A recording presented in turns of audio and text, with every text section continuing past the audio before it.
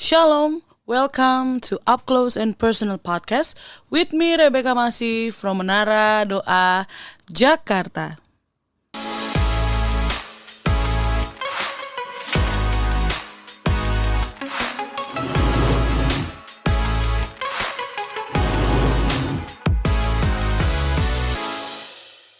Dalam Amsal 4 ayat 23 dikatakan, jagalah hatimu dengan segala kewaspadaan, karena dari situlah terpancar kehidupan.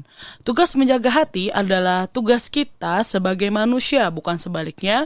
Kita menyuruh Tuhan untuk menjaga hati kita. Lalu bagaimana caranya kita menjaga hati kita?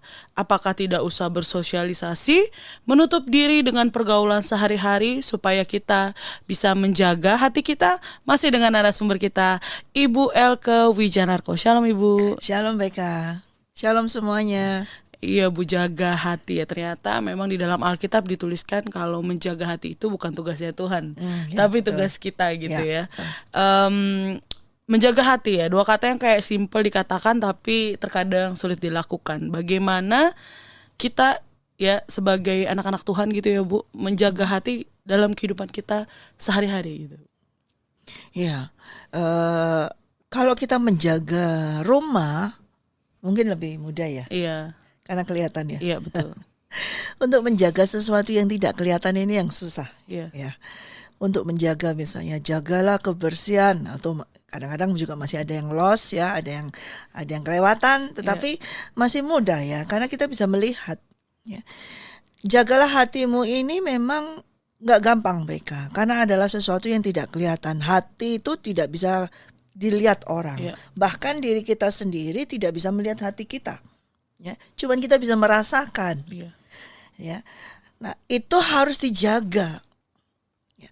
Bagaimana caranya supaya hati ini dijaga yang tidak bisa dilihat orang, bahkan kita sendiri nggak tahu kayak gimana bentuknya, cuman tiba-tiba aja.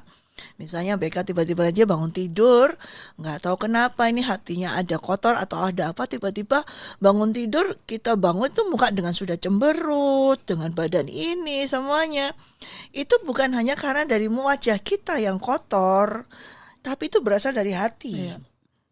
Seringkali kita terus alasan cari bersihin mata kita, iya karena mata ini sakit, atau karena badan ini sakit, atau karena ini, kita mencari suatu alasan Iya. untuk mendescribe tentang cemberutnya kita, tentang sesuatu situasi yang nggak enak bangun tidur itu. Padahal itu semua berasal dari dalam, di dalam. Ya. Nah, kita seringkali mengalihkan atau mencari suatu alasan, oh karena ini, karena ini, karena ini. Ya. Sebetulnya semuanya berasal dari hati. Karena Tuhan Yesus sendiri berkata ya, dari dalam hati itu timbul semuanya. Ya.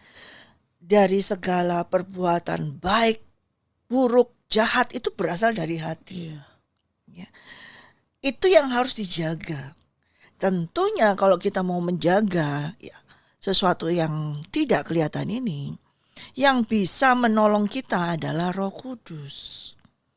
Ya, kita sendiri tidak bisa tahu ada kotoran apa ya di dalam, kita nggak tahu gitu loh. Kecuali kalau kita suruh jaga lantai, kita tahu oh ini ada kotoran, langsung kita ambil. Tetapi mengenai hati kita sendiri kadang-kadang kita nggak tahu ada kotornya apa. Ya, pagi-pagi tiba-tiba bangun dengan wajah seperti itu, kita lupa kemarin tuh kita hampir melakukan apa, atau kita sudah melakukan apa, atau kita sudah mendengar pembicaraan apa yang kemudian itu terekam masuk. Ya, tanpa kita sadari, kita waktu mendengar itu dengan teman atau gimana, kita cuman hihi, oh ya gini, tapi ada pembicaraan atau gimana tuh masuk terekam, ya. Tanpa kita sadari, kita mengizinkan itu masuk, kemudian kita erami, kita tidur waktu malam sampai pagi, muncul, ingat lagi. Nah, itu yang jadi kotor. Nah, itu yang harus dijaga. Yang bisa menjaga kita, memang dikatakan kita yang bisa menjaga. Tetapi kita sendiri nggak mampu menjaganya sendiri tanpa pertolongan daripada Roh Kudus. Ya, tentunya dengan kita bergaul, bertanya. Baiklah bila kita suatu hari bangun, kemudian kok kita nggak enak, badan nggak enak, hati nggak enak.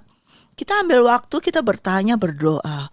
Kenapa Roh Kudus ampuni saya hari ini, kenapa saya mengalami suasana hati yang seperti ini. Roh Kudus tolong saya, kalau ada hal yang tidak benar di dalam sini yang kotor, nah kita mau untuk diingatkan. Ya, tentunya kita harus bergaul dengan Roh Kudus, Beka. Iya harus memang kalau dengan kekuatan sendiri sih nggak mungkin bisa ya. Nggak mungkin bisa. Pasti bakalan apa ya namanya ya. Ya mungkin dari 10 serangan ada yang hilang nembus, kontrol yang gitu. lose kontrol gitu, yang bisa keluar, yang bisa ini. Karena suatu saat kita bilang, oh kita nggak apa-apa kok, saya sudah nggak apa-apa kok, saya sudah ngampuni kok, saya sudah ini. Tapi ternyata masih ada itu kotoran-kotoran di dalam yang kita ini, mulut kita bisa berkata mengampuni, tapi ternyata masih ada. Nah itu yang bisa tahu ada Roh Kudus. Dan suatu saat bila itu pop up, bila itu keluar, bukannya kita mau dikuasai dengan hal yang jelek ini keluar, tapi kita langsung tahu ini nggak benar. Kok suasana hatiku kayak gini, ini nggak benar. Apa? Nggak tahu apa. Nah kita minta kepada Roh Kudus yang tahu segalanya. Tolong aku Roh Kudus, apa ini yang nggak benar? Iya Bu, salah satu menjaga hati apakah juga menjaga apa yang kita masukkan gitu ya Bu. Maksudnya kita masukin di dalam diri kita ya, apa yang kita lihat, apa yang kita dengar, kita mau dengerin siapa nih, terus apa yang kita baca, apakah itu termasuk cara untuk kita bisa menjaga hati gitu ya Bu. Apakah seperti itu juga termasuk? Itu bisa. Tetapi sebelum itu, baiklah sebetulnya kita ini yang harus membersihkan terlebih dahulu, yaitu kita yang mau dibersihkan oleh Roh Kudus ya, melalui firman ya tentunya ya, melalui firman, pengajaran ya, melalui berdoa itu dibersihkan. Nah, bila sudah bersih, sebetulnya apa yang dari luar itu tidak bisa mempengaruhi sebetulnya dari yang dari dalam. Selama kita yang bersih dari dalam ini, kita terus ya bergaul dengan Tuhan. Ya tentu ada pengaruh juga kalau kita terlalu sering. Ya, contoh misalnya terlalu sering mendengarkan perkataan-perkataan kotor yang keluar, gitu ya. Itu walaupun kita nggak mau mengucapkan itu masuk tiba-tiba. Nah, suatu saat bila ada pressure, yang tekanan yang tiba-tiba itu bisa keluar. Ya, kita terlalu seringnya menonton misalnya film-film yang horor yang mencekam seperti itu ya. Kita bilang oh enggak, kok aku nggak takut. Nah, tapi suatu saat itu akan terekam. Ya, itu karena manusia ini memang memiliki diberi suatu kemampuan dari Tuhan ya, hikmat supaya kita itu bisa merekam semua sebatas itu. Oleh karena itu memang penting sekali kalau kita ini tadi saya katakan bergaul ya. Kalau kita bergaul tentunya kita sering dengan membaca firman, bergaul dengan Roh Kudus, berdoa, dan juga dengan komunitas yang benar, itu tentu akan membuat kita ini bisa terjaga. Ya, bukan mereka yang menjaga kita, tapi tetap kita yang menjaga. Tetap ya, maksudnya kalau misalnya pun kita punya teman yang ngajakin gosip gitu ya Bu ya, tetap yang dari kitanya yang mengcounter gitu, nggak usah dilanjutin lagi. Gitu. Kita kan tahu kalau memang ya itu kalau kita seringnya bergaul, tentunya kita tahu, oh ini arah pembicaraan kok sudah mulai mengarah kepada gosip seperti ini. Nah, apa yang harus saya lakukan Tuhan? Kalau ini suatu komunitas yang memang sukanya begitu, lalu apa Tuhan yang harus saya lakukan ya? Nah, kita bergaul di situ. Ya, nanti apa yang disampaikan oleh Roh Kudus, yang dinasihatkan oleh Roh Kudus, dengan kita harus withdraw, mundur, atau kita mengarahkan kembali pembicaraan. Nah, itu dia yang akan memberikan hikmat kepada kita. Iya, memang penting sekali gitu ya, karena di dalam kan kalau misalnya nggak mungkin kita menutup diri ya Bu buat pergaulan supaya hatiku terjaga, aku tidak mau bergaul gitu ya, aku tidak mau keluar, aku tidak mau apa gitu. Tetap akan ketemu dengan orang-orang yang memang nggak bakal bisa kita terkaya gitu ya, maksudnya mereka mau ngapain, mau ngomong apa, tetap balik lagi dari kitanya gitu ya. Betul. Bu ya, yang mengcounter gitu, karena beberapa kali juga pernah ngalamin gitu ya, ketika pembicaraan kok mulai ngomongin si A nih ya, aduh aku nggak mau deh gitu. Kalau dulu mungkin wah enak banget gitu ya, dibahas, digoreng, isu-isu digoreng gitu ya. Tapi belajar makin kesini, ketika udah ada orang yang mau misalnya menyudutkan si A atau si B, ya mulai nggak boleh kayak gitu ya, nggak boleh. Artinya gini, kita harus bisa dewasa dalam kerohanian juga, kita harus dewasa, bukan juga langsung sudah deh jangan bicara soal itu juga nggak benar juga. Iya. Kita harus tahu ini pembicaraan ini mengarah kepada siapa, bagaimana, apakah ada suatu kebaikan daripada isi pembicaraan ini. Membicarakan orang ini hanya sekedar membicarakan orang itu dengan muatan tidak suka, jahat atau gimana, atau membicarakan supaya kita belajar dari apa yang ini. Nah, kalau kita dengan tahu bahwa ini yang dibahas adalah supaya kita ini belajar bagaimana, tentunya kita akan mengarahkan dia pada yang belajar seperti itu. Bukan hanya sekedar membicarakan orangnya, tapi kita juga harus belajar. Jangan sampai kita juga melakukan hal tersebut. Iya. Jangan sampai kita hanya ngomongin si A, tapi kita juga melakukan hal tersebut, gitu loh. Ya, karena kita juga secara pergaulan kalau kita cuma ngomongin aja, siapa tahu kita melakukannya. Oleh karena itu kita yang tahu, ini kok tujuannya kemana. Nah, ini tentunya harus diarahkan kembali. Nah, setiap dari pembicaraan kita ya kepada siapa saja, kalau saya akan bertanya kepada Tuhan, bertanya kepada Roh Kudus, perkataan apa yang harus keluar dari mulut saya. Dan setiap perkataan yang keluar dari mulut saya ini harus adalah muatannya adalah firman Tuhan.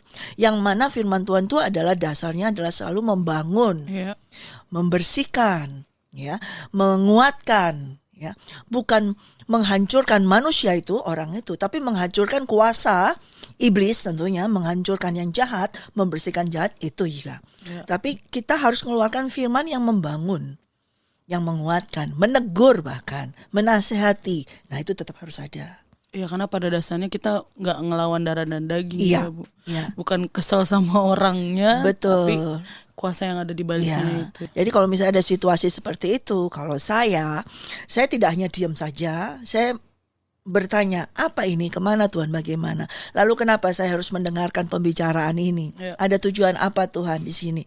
Nah, di situ saya akan bertanya. Dan kalau Tuhan mengarahkan, kembalikan, tegur untuk suatu semua ini kebaikan menjadi kebaikan, nah itu akan saya lakukan seperti itu. Begitu, Beckham. Iya. Dan ini apakah cuek gitu ya, Bu ya? Cuek itu apakah termasuk cara untuk menjaga hati gitu ya? Kalau aku it's my coping mechanism gitu ya, cuek gitu ya. Kalau misalnya, tapi saya nggak cuek sama semuanya gitu ya. Maksudnya ada hal-hal yang memang harus kayaknya udahlah cuek aja gitu ya, supaya tidak melukai hati saya, supaya ya pokoknya tidak melukai hati saya atau membuat saya iri atau hal-hal yang lainnya gitu ya, yang timbul dari hati yang sehingga kayaknya bukan dari Tuhan gitu ya. Jadi salah satunya itu adalah saya cuek gitu. Maksudnya kalau misalnya orang ngomong apa tentang saya, as long as itu tidak benar atau cuman rumors gitu, bodo amat gitu ya. Ataupun ada orang lain yang mau gimana-gimana ke saya gitu ya, terus merasa tidak dihargai, daripada saya lalu tenggelam dalam wah saya tidak dihargai bla bla bla, saya akan udah cuek aja gitu. Ya udah, emang bukan gue di situ, ya udah gitu. Jadi sehingga membuat hati saya nggak sedih, nggak iri, nggak apa gitu. Itu apakah itu adalah salah satu cara untuk kita juga bisa menjaga hati kita? Pada saat itu saya pernah melakukan hal tersebut pada suatu saat dalam kehidupan saya. Saya pikir seperti yang Becca pikirkan, dengan saya tidak peduli, dengan saya menjadi cuek sekali, itu tidak mempengaruhi saya, tidak menggoyahkan saya, tidak mau saya langsung sepertinya membangun suatu benteng, ya seperti itu. Tetapi itu tidak menjadikan suatu kebaikan kepada saya, ya. Hanya beberapa saat, nggak sampai hari. Karena itu juga akan benteng yang saya bangun itu akan jebol juga. Secuek-cueknya saya, sekeras-kerasnya saya menutup telinga, tapi tetap itu perkataan bisa masuk. Iya sih. Ya, pada saat itu cuek. Tapi saat pulang atau sahabat di rumah mulai mikir, kenapa ya orang itu ngomong begini ya, kenapa begini. Nah itu malah lebih berbahaya dan itu merusak hati saya sendiri. Ya. Jadi saya diajar Roh Kudus, kecuekan saya, ketidakpedulian saya tetap tentang hal itu, tentang saya sepertinya bodoh, enggak, aku orang yang cool banget, tapi ternyata bukan cool, di dalam hatinya ini rapuh, ya, bobrok, rusak. Tapi di kelihatan orang kelihatannya kita ini cool, bodoh, kita nggak kena, nggak ini. Tapi ternyata di sini hancur. Nah itu nggak akan berguna untuk kepentingan saya selamanya. Sesaat itu saja, ketidakpedulian saya, kecuekan saya hanya sesaat itu. Tapi ternyata justru menghancurkan hati saya. Dari situ Roh Kudus mengajarkan kepada saya. Bukan cuek seperti itu yang Tuhan mau ajarkan. Tetapi kita ini harus menghadapi. Kita harus berani face, menghadapi kenyataan. Menghadapi kata-kata yang tidak enak yang harus kita dengar. Menghadapi wajah orang yang mungkin pasang muka nggak enak kepada kita. Kita harus menghadapi. Itu cara yang paling katakan manjur ya. Yang saya dapat dari Roh Kudus. Itu saya bisa menerobos. Saya bisa lepas dari, dan hati saya tidak terluka ketika saya melakukan itu. Justru ketika saya building the wall, itu malah menghancurkan saya di sini. Tapi ketika saya hancurkan itu semua dan saya hadapi ya dengan hati yang tadi, yang saya tetap mau bergaul dengan Roh Kudus, mau diajar oleh Tuhan, mau berubah, itu saya marah lepas dan saya tidak tersakiti. Ya, kalau kita itu sama dengan kita lari. Ya. Dan itu tidak selamanya kita bisa lari. Ada suatu saat itu malah bisa berbahaya. Membuat kita bisa meledak. Nah, karuan. Kalau ini kita timbun terus. Tetapi ketika kita hadapi, kita berani. Ya. Kalau memang ada kesalahan yang kita lakukan, kemudian kita mendengar omongan tersebut dan kita salah. Pertama kali saya langsung, oh Tuhan, saya mengalami itu ya, saya melakukan itu. Saya ampuni saya Tuhan. Dan saya akan mencoba bertanya, kalau memang selama ini saya menyakitin kamu, saya nggak sengaja, saya nggak tahu saya menyakitin kamu, saya minta maaf. Karena memang waktu melakukan itu, saya memang tidak di dalam kuasa daripada Roh Kudus, tapi dalam kekuasaan hati saya sendiri, muatan saya sendiri seperti itu. Saya mohon maaf. Nah, itu yang saya hadapi, saya lakukan. Dan saya berani dengan saya peduli, mohon maaf, meminta maaf, ya. Itu adalah suatu kerendahan hati. Ketika saya cuek, saya tidak peduli, saya bangun tembok, saya bangun benteng, itu menunjukkan kesombongan saya. Dan dalam hati saya yang masih sombong, itu nanti akan muncul suatu iri hati, kejahatan, semua yang jelek itu akan muncul. Tapi ketika hati saya sudah mau membuka hati, saya jaga dengan kerendahan hati. Oh, ternyata selama ini saya ini masih orang lain melihat saya tuh seperti ini. Oh, berarti saya masih seperti ini. Oh ya, minta maaf ya. Tolong maafkan saya kalau saya masih seperti ini. Saya masih bisa gini. Saya mohon maaf, saya akan mau belajar lagi. Nah, itu adalah keterbukaan hati. Ketika kita membuka hati, itu kita menjaga hati kita. Bukan dengan menutup diri, menutup hati, itu kita menjaga. Justru kita membuka hati. Membuka hati menerima input dari seseorang, menerima masukan dari seseorang. Nasihat ataupun kecaman, kita membuka hati, itu kita menjaga hati kita. Iya sih, benar-benar. Iya ya. Banyak yang pada kenyataannya yang lari ya Bu ya. Maksudnya daripada gue ini udah kabur aja gitu, ngumpet atau apa, tidak akan kena lagi. Tidak mau menghadapi masalah itu ya. Memang banyak sih, beberapa kali aku dapat, bukan aku yang ngumpet, orang lain yang ngumpet, aku yang kena aduh, kenapa dia ngumpet terus aku yang harus ngadepin gitu kan, segala macam. Nah, ini kalau misalnya dalam hal cinta-cinta nih Bu ya. Misalnya cinta-cinta anak-anak muda gitu ya. Dari banyak yang trauma gitu ya Bu ya, buat memulai mungkin di masa hubungannya yang lalu dia disakitin gitu ya Bu ya, sehingga ketika nanti setelah itu akhirnya mengambil keputusan untuk aku ingin menutup diri, udahlah pokoknya kagak ada cinta-cintaan lagi lah dalam hidup gua gitu ya.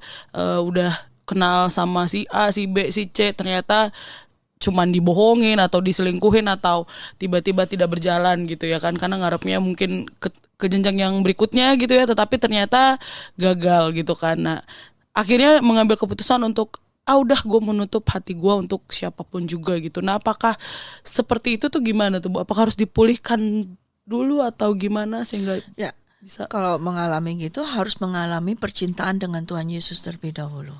Ya, memang saya juga pernah mengalami hal tersebut, Beka, karena saya pernah muda juga sih. Ya, ketika itu kita maunya lari juga kan seperti itu. Sampai saya menemukan cinta sejati, the true love, yaitu dari Tuhan Yesus Kristus. Nah, itu memulihkan saya, menyembuhkan saya, menyembuhkan luka hati saya, dan memulihkan citra diri saya, image saya yang sesungguhnya. Dan setelah itu tidak ada sakit hati, tidak ada kekecewaan, tidak ada pokoknya nggak ada merasa dikecewakan, merasa disakiti lagi. Sudah disembuhkan karena saya menerima cinta yang sesungguhnya dari Tuhan Yesus. Itu yang menyembuhkan saya, sehingga saya juga bisa menerima cinta itu untuk mengasihi diri saya. Ya, ketika saya bisa menerima keadaan diri saya, karena waktu saya mengalami putus-putus cinta segala macam itu saya menyalahkan diri saya. Saya benci dengan diri saya. Itu saya itu karena saya, bukan karena orang itu yang ini, tapi saya sendiri, sehingga saya dengan diri saya itu musuhan nih kayak gitu. Nah, itu Tuhan yang memulihkan saya dengan Tuhan, dan cintanya Tuhan memulihkan saya dengan Tuhan dan memulihkan saya dengan diri saya. Sehingga saya bisa menerima keadaan diri saya seperti Tuhan menerima saya. Nah, itu pulih terlebih dahulu sehingga saya menjadi sehat. Saya menjadi rohani saya, hati saya sehat. Hati saya tidak rusak lagi. Tentunya ketika hati yang sudah sehat ini, hati yang sudah murni, dimurnikan oleh cintanya Tuhan, maka keluar kasih yang murni juga. Dan tidak ada ketakutan. Di dalam kasih yang sempurna tidak ada ketakutan. Ya, karena saya sudah menerima kasih dari Tuhan yang sempurna, sehingga saya bisa mengasihi, bahkan saya bisa mengasihi di orang di terdekat saya dulu, orang tua saya, mami papi saya, adik-adik saya, kakak saya, itu dengan kasih yang murni, yang tulus. Kalau dulu tuh takut kalau disakitin, takut kalau ntar ini lagi, tapi saya sudah bisa mengasihi mereka tanpa ada nanti kalau saya disakitin nggak ada masalah. Nanti kalau misalnya nggak dibalas, nggak ada masalah. Jadi kasih yang sempurna dari Tuhan, yang saya alami dalam percintaan saya dengan Tuhan, itu memulihkan saya terlebih dahulu, sehingga saya bisa menerima kasih yang sempurna. Dan kasih yang sempurna itu bagi saya tidak takut untuk bisa mengasihi orang lain, sekalipun misalnya orang tersebut tidak mengasihi saya nggak takut dan tidak sakit. Sekalipun ada kans untuk disakiti gitu ya. Iya. Karena kasih yang sudah saya alami dari Tuhan. Jadi ketika saya putus cinta dengan seseorang, kemudian saya menjalin percintaan dengan Tuhan Yesus Kristus, dan sampai hari ini, itulah yang membuat hati saya itu utuh. Itulah yang membuat saya menerima kasihnya yang sempurna itu, sehingga saya bisa mengasihi diri saya dan mengasihi setiap orang dengan kasih Tuhan yang sempurna. Mungkin orang itu bisa menyakitin. Dan sering bisa, dan sampai hari ini masih banyak yang menyakiti, tetapi saya tidak tersakiti, artinya tidak sakit hati, dan saya tetap bisa mengasihi mereka. Iya sih, memang balik lagi ya, kita harus pertama-tama mengalami kasih daripada Tuhan dulu ya Bu ya. Sehingga mau dikecewakan oleh banyak orang pun ya kita tetap mengasihi mereka dengan kasihnya Tuhan gitu. Betul, ya Bu ya. Betul. Jadi ya menjaga hati kita juga supaya kita tidak, ya tadi balik lagi, tidak sakit, kecewa, ngerasa kayaknya salah gua nih atau apa gitu ya Bu, overthinking dan segala macamnya gitu ya Bu. Kita suka selalu mencoba untuk mencari-cari suatu alasan atau tutup ya supaya ini seperti itu. Tapi baiklah kita harus menghadapinya ya. Masalahnya itu kita hadapi. Seringkali kita dulu, saya pun demikian, suka lari dari masalah. Termasuk bicara tentang masalah hati ini, kita suka lari. Ya. Nah, kalau kita suka lari ya berarti kita ngejaga hati kita dong. Bagaimana kita suruh menjaga sesuatu tapi kita lari dari yang dijaga. Ya. Walaupun kita mau, ini aku gak mau sakit hati, tapi kita lari. Namanya kita jaga, kita harus tetap berjaga. Kita harus jaga di situ sekalipun apapun yang terjadi.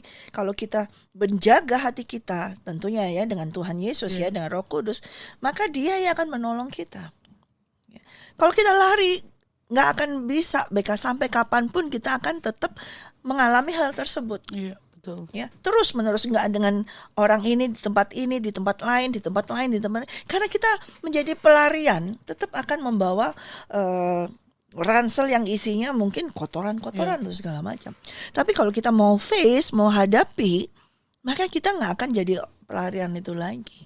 Iya betul ya. Dan hati kita sembuh, hati kita menjadi sehat. Ya nggak muter-muter di situ-situ aja gitu. Betul. Ya, karena itu pun setan juga mengetahuinya. Iblis tahu kalau kita itu sedang berkutat dengan hati kita, menjaga hati kita. Nah, itu dia paling suka banget. Ya, paling suka banget. Yeah. Karena ini nih paling enak nih. Ini sasarannya empuk, aku bisa jadi gengku, bisa jadi masuk dalam kelompokku. Nah, karena kita ada luka hati. Tapi kalau selama kita tidak ada luka hati, tidak ada batin yang luka, dia nggak bisa.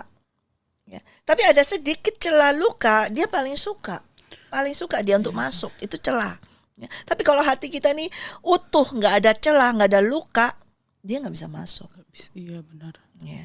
Yang pertama memang harus jadi utuh dulu ya Bu. Utuh dulu. Nah, yang bisa membuat utuh yaitu Tuhan Yesus Kristus. Iya betul. Menerima cintanya Dia. Sehingga ketika ada serangan-serangan gitu ya, wah tidak kecewa. Betul. Tidak lari juga gitu ya dari masalah, karena banyak banget gitu ya orang-orang yang nggak mau ngadepin. Itu pasti ya Beka, semua manusia itu pasti akan mengecewakan ya. Sebaik manapun semua orang itu pasti akan ada suatu niatan untuk mengecewakan seseorang itu pasti. Nah, kalau kita hanya bergantung dengan hal supaya nggak dikecewakan, kita nggak bisa selama kita di sini.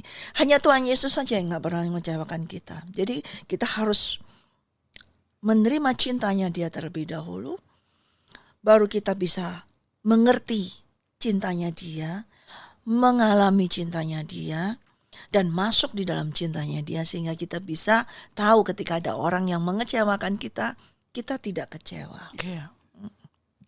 Ya. Iya Bu, kita belajar ya Bu hari Betul. ini tentang menjaga hati gitu ya.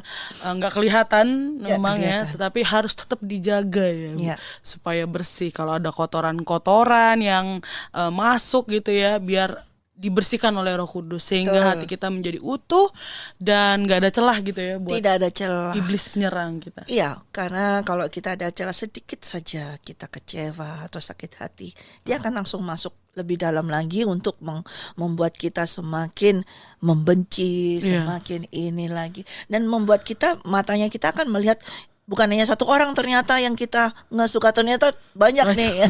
Seperti itu. Ya, dia akan seperti itu. Iya benar-benar, dan pernah ngalamin juga ya, puji Tuhan sudah dibebaskan. Haleluya, gitu. puji Sehingga Tuhan. Tidak ya bisa memandang orang dengan caranya Tuhan. Betul, gitu itu. Ya. Bukan caranya kita, bukan pandang kita. Walaupun kadang suka nyebelin gitu ya. Betul, itu pasti. Tapi nggak sampai dimasukin ke hati gitu ya. Bukan kalau kata orang itu nggak dimasukin sampai hati gitu ya.